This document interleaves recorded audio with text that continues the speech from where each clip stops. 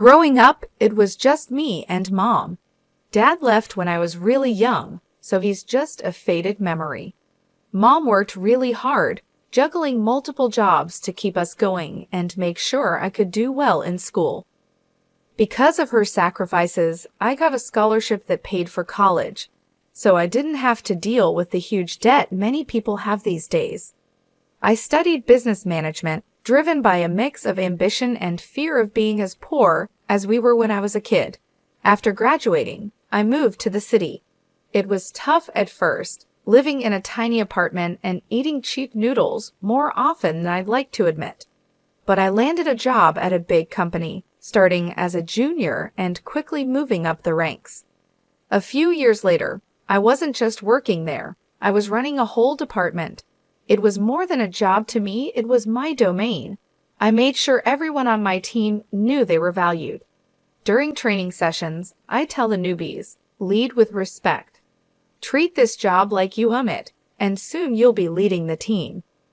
The team was great, full of good people. When I got promoted to department head, we all went to a local bar to celebrate. It wasn't a fancy place, just a cozy spot with cold beer and lots of laughs. Here's to Maud, the boss lady. Simon, one of my oldest colleagues, raised his glass. Everyone joined in, clinking their glasses together. Thanks, guys. We're all in this together. Here's to kicking more ass and taking names, I shouted, and the team cheered back. That night, amidst all the celebration, I noticed a guy named Austin. He saw me looking and walked over with a confident grin. Couldn't help but notice the celebration. What's the occasion? He asked, leaning against the bar. Just a little career boost, I replied with a smile. I'm the new head of my department now, I said, trying not to sound too boastful. That's impressive. Must be a tough job, he replied, nodding appreciatively. I'm Austin, by the way. Maud. Nice to meet you, Austin. We started talking more seriously than I had planned. It turned out Austin was a financier and knew his way around numbers, just like I knew my way around project plans. Over the next 5 months, our casual dates turned into weekends together. Before long, I was spending more time at his place than my own. He had an amazing apartment with high ceilings, a view that made you want to show it off, and a warmth that my dingy rental couldn't match. One evening, as we looked at the city lights from his balcony, Austin turned to me with a serious look on his usually playful face. He took my hands, and I could feel his nervous energy. Maud, these past months with you have been the best of my life. I know this might seem fast, but when you know, you just know, right? He started, his voice a mix of certainty and hope. I nodded, the cityscape blurring as my heart raced. He pulled out a small box from his jacket and opened it to reveal a ring that sparkled in the light. Will you marry me, Maud? Yes, Austin, absolutely yes, I managed, my voice thick with emotion. And just like that, I was engaged to a man who truly saw me and loved all the parts of me, even the tough ones. The day I was supposed to meet Austin's parents, my stomach was in knots. As Austin drove us up to a sprawling mansion with a driveway longer than my entire apartment block, I realized they were more than well off, they were rich. Stepping out of the car, I felt the weight of the place. The house looked like something out of an old British movie, all brick and ivy with gargoyles staring down like they knew I didn't belong. Austin squeezed my hand as we walked up to the huge oak doors. You'll be fine, Maud, he whispered, but his voice sounded like he was trying to convince himself too. The door swung open, and there stood Mr. and Mrs. Michael. His suit probably cost more than my rent, and her dress was something you'd see in a magazine. The foyer was massive, with a sparkling chandelier overhead. The walls were lined with portraits of stern-looking people with titles like Sir and Lady. Maud, lovely to finally meet you, Mrs. Michael said. I'm Maxine, and this is my wife, Sydney, Mr. Michael said, his voice smooth, but cool with a hint of a practiced English accent. Mrs. Michael gave me a smile that didn't reach her eyes. Pleased to meet you both, I managed, trying to keep my voice steady as we moved into the dining room. Austin whispered quick tips about which fork to use, but his words were a jumble in my head. Dinner was served, and it felt like sitting in a freezer. The air was so cold with judgment. Mr. Michael pointed to a portrait of a stern-looking man with a thick beard. That's Sir Daniel Michael, a direct ancestor from Canada. He came over in the 1500s to establish our family here, he said proudly. Really impressive, I said, trying to sound enthusiastic, but it was hard to eat when I felt like every move was being critiqued. I reached for what I thought was the salad fork, but the silence that followed told me I'd messed up. I glanced at Austin for help, but before he could whisper anything, Mrs. Michael's voice cut through. Perhaps things are done differently where you come from, dear, she said, each word sharp and precise. Sorry, still getting the hang of all this, I mumbled, my cheeks burning hot. Austin tried to smooth things over by jumping into a story about us, but his parents were more interested in watching me struggle with the dessert spoon next. I felt smaller with each course, their stares heavy on my shoulders. After the icy dinner, we all shuffled into the Michaels' expansive living room. The plush carpets and heavy curtains made the room feel even more suffocating than the dining hall. I sunk into one of the ornate chairs, feeling like I was an exhibit in a museum about commoners. Mrs. Michael, perched elegantly on the edge of her seat, leaned forward. Maud, dear, tell us more about your family. Your upbringing must have been quite different from ours, she said. I hesitated, feeling Austin's tense gaze on me. Well, it was mostly just me and my mom. My dad left when I was really young, and I don't remember him much. Mom did everything to raise me on her own. She's a nurse. The room fell silent. Mrs. Michael stood abruptly, her chair scraping against the wood floor like a scream.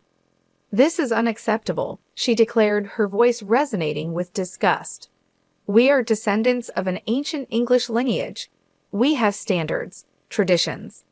I cannot and will not allow my only son to marry someone without pedigree or knowledge of her own lineage. Mr. Michael, who had been silently observing, finally spoke.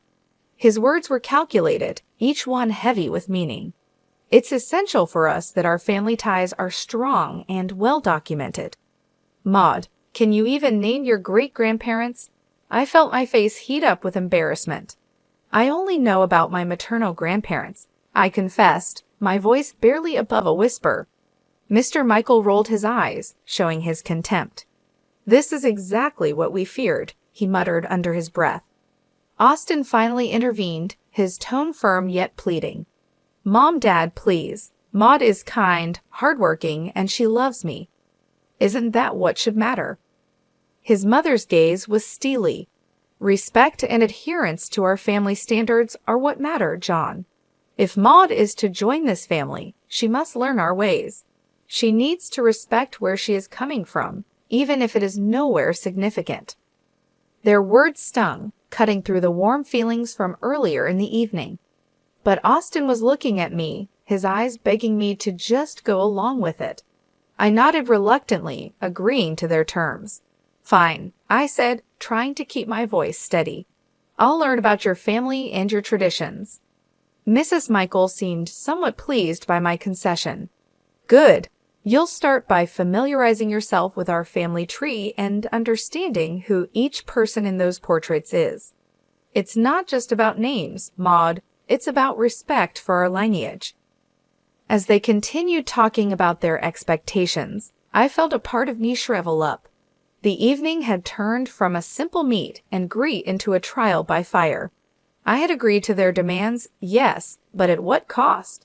As the room filled with discussions of ancestors and noble deeds, I couldn't help but feel alienated from these people and, oddly enough, from the parts of Austin that were tied so tightly to them.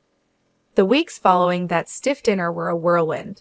I barely had time to catch my breath between working my day job and attending the slew of etiquette and style courses that Mr. and Mrs. Michael insisted I take.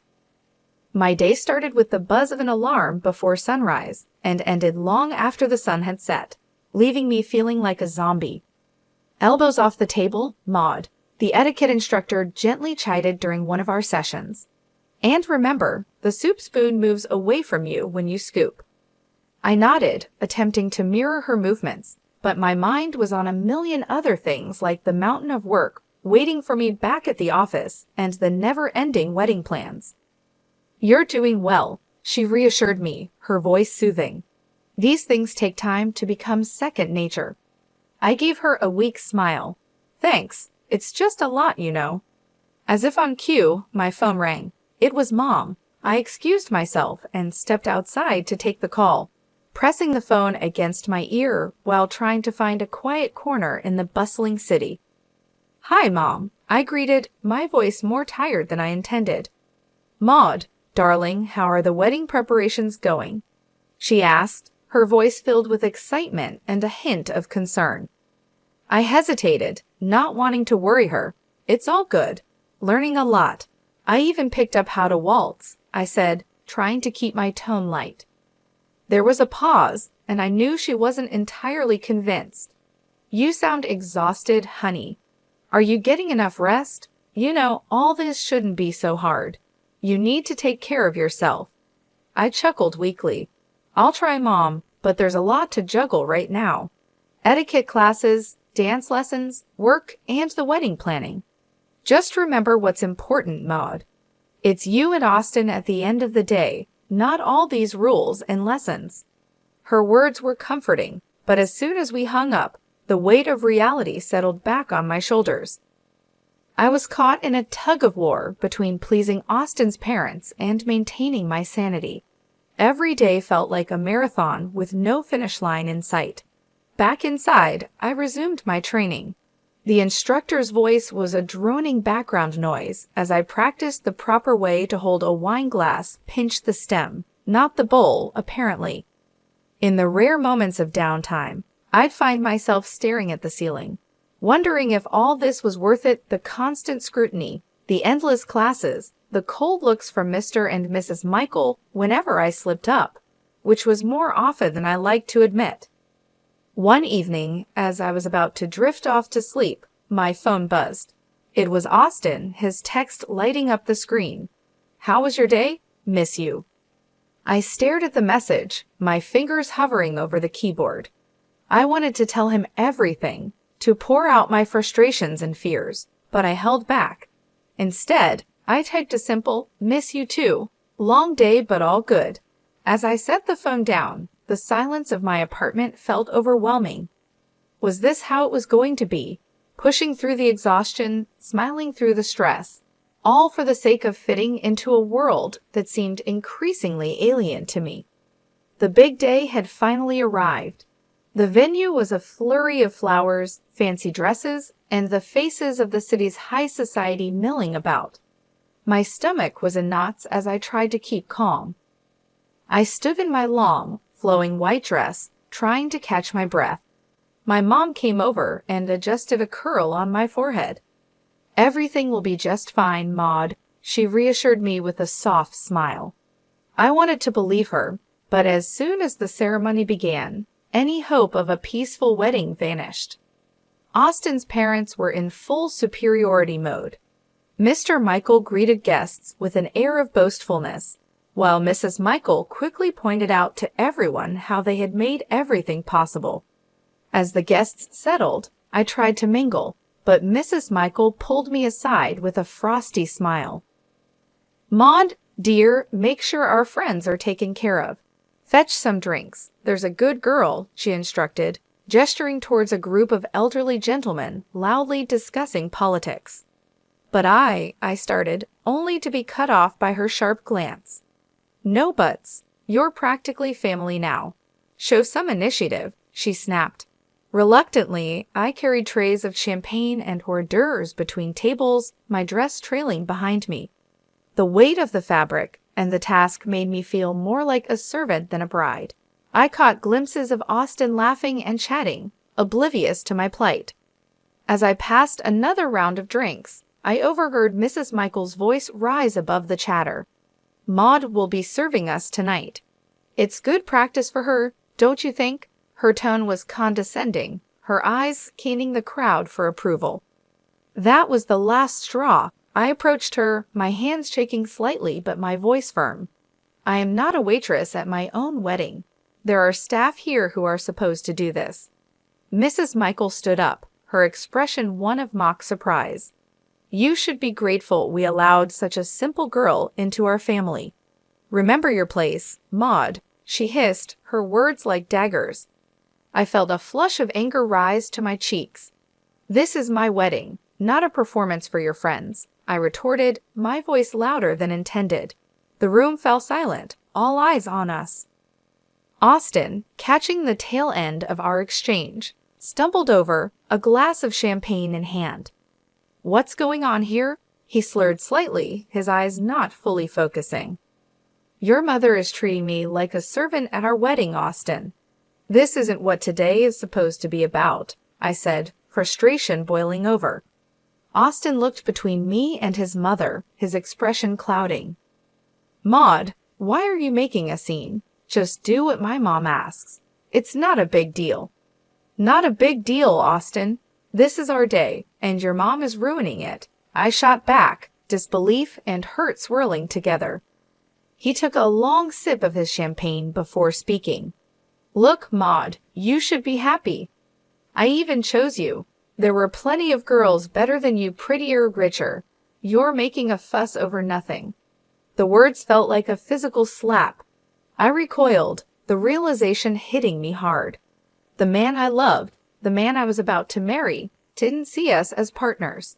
To him, I was just another accessory, something to fit into the perfect image his parents wanted.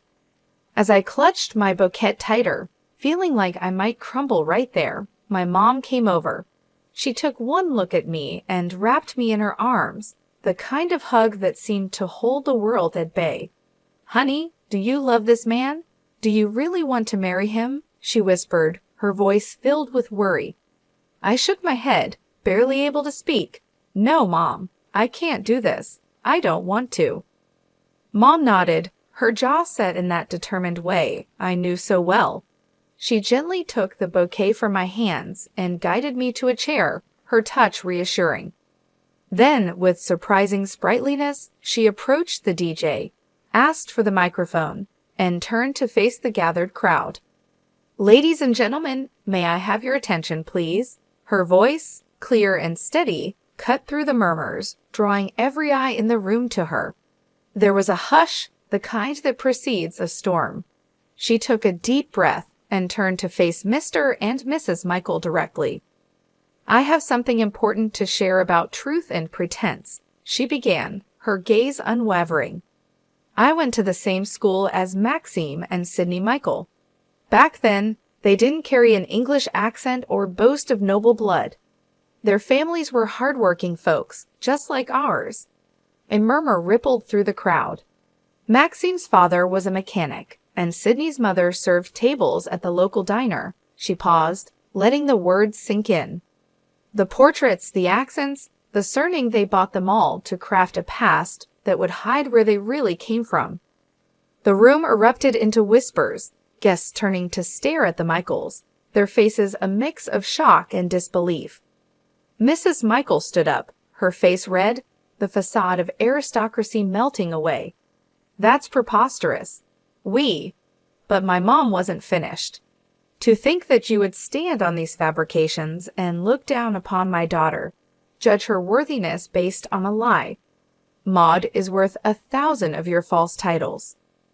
She is real something you've long forgotten how to be. The guests were now openly murmuring, their looks of fascination turning to disdain as they gazed at the Michaels. Mr. Michael tried to speak, his accent slipping into something less refined and more desperate. We did what we thought was best. For whom? My mom cut him off, her voice fierce. For your son? For society? Or just for your own shallow pride?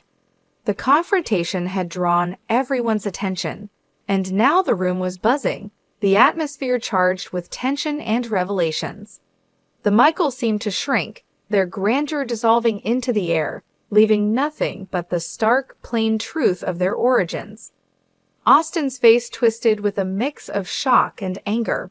He stormed up to me, his voice barely a hiss as he leaned close. "You've ruined everything, Maud. You've disgraced my family. And now you're questioning if I want to marry you after this spectacle." His words stung, but before I could respond, he grabbed my arm, pulling me slightly closer. "I'll teach you how to be a good wife, one who knows her place and obeys." His threat hung in the air, heavy and chilling. I pulled my arm back with all my might, stepping away from him. The room was dead silent now, everyone's eyes on us. This was the man I had intended to marry. This was the family I was about to join. No, this couldn't be my life. I took a deep breath, my mother's earlier strength flowing through me. "There will be no wedding," I announced loudly, making sure every guest heard. I regret that I ever considered marrying someone who truly matches the arrogance and deceit of his parents. Murmurs filled the room, some of shock, others of support. Austin stood there, mouth agape, as if trying to catch the words and stuff them back into my mouth. My mother came to my side, her presence a comforting shield against the chaos. Together, we walked through the crowd, our heads held high. In the weeks that followed, news of the Michaels' disgrace spread through the city. Their fabricated lineage and high society standing crumbled like a house of cards in a breeze. People who once revered them now crossed the street to avoid their shame. They sold their mansion and moved away, seeking a fresh start where their past wouldn't haunt them. As for Austin, I realized I was free from a life of lies and manipulation. I began to find myself again, living a life where I didn't have to pretend or fit into someone else's mold. My mom and I grew closer, and I discovered that real happiness comes from being true to yourself. I heard bits and pieces, rumors of Austin's downward spiral, of nights spent at bars trying to drink away the scandal. I didn't know if they were true, and frankly, I didn't care. He had shown his true colors, and they were too dark and twisted for me to ever want to look back. "Thank you, Mom," I said to her one evening as we sat in our modest living room, a stark contrast to the opulent falsity I had almost married into. "For everything, for being there, for standing up for me, for helping me see the truth before it was too late." She took my hand, squeezing it gently. "I'll always be here, Maud. You're my daughter, and I raised you to be strong and true. No man, no family can ever make you less than what you are." We sat there, the TV chattering in the background, a normalcy that felt refreshing. I had lost a fiancé but gained back my life, my self-respect, and more importantly, my future. After the whole wedding debacle, going back to work felt like walking into a sanctuary. My colleagues who had heard about the chaos were nothing short of supportive. "Maud, you dodged a bullet, girl," Simon said as soon as I walked into the office. He was leaning against my desk, a steaming cup of coffee in his hand, which he handed to me as a peace offering or maybe a welcome back gift. "Thanks, Simon. Feels good to be back," I replied, taking the coffee and savoring the familiar bitter warmth. And yeah, that bullet was more like a cannonball. "Anyone who makes you serve guests at your own wedding is no husband material. You deserve way better, hun," Sabrina chimed in from her cubicle across the way. I smiled, grateful for the camaraderie. "I think so too. It's nice to be back where I'm appreciated for what I do, not for the family I might have married into." As the days turned into weeks, the support from my team didn't waver. It was during this healing time that I met Andrew. He was a friend of a friend, nothing fancy about his background, just a genuine guy with a quick smile and an easygoing attitude that was infectious. We met at a small get-together, just a few friends hanging out on a Saturday afternoon. He was there, laughing at something silly when I walked in. "Hey, you must be Maud," he said, standing up to greet me. "I've heard a lot about you. All good things, I promise." "Thanks, Andrew.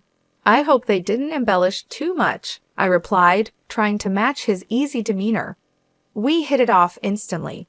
His family was the polar opposite of the Michaels. The first time I met Andrew's parents, and they welcomed me with warm hugs and genuine smiles. "Maud, "We're just glad Andrew found someone who makes him so happy," his mom said, pulling me into a hug as soon as I stepped through their front door. It was refreshing, the simplicity of it all. No pretenses, no demands, just mutual respect and acceptance. Andrew and I weren't rushing anything. We were taking our time getting to know each other beyond the surface level. We enjoyed long walks, quiet dinners, and endless conversations about our dreams and goals. I found myself relaxing in his company, appreciating the normalcy and ease that marked our growing relationship. It was a stark contrast to the pressure and expectations I had faced with Austin and his family. Back at work, things were also looking up. My colleagues continued to be supportive, and the office felt like a second home. One day, my boss called me into his office. "Maud, I just want to say we've all noticed how you've handled everything. It's not been easy, but you've managed to keep your performance top-notch." I nodded, unsure where this was leading. "We think it's time for another promotion. You've proven you can handle just about anything, and your leadership has never wavered." Leaving his office, I felt a surge of pride. With a new relationship developing, a career on the rise, and the respect of those I cared about, I was finally in a place where I felt I belonged. It was a complete turnaround from the chaos and heartbreak I had experienced with Austin and his family. Andrew's family continued to welcome me with open arms.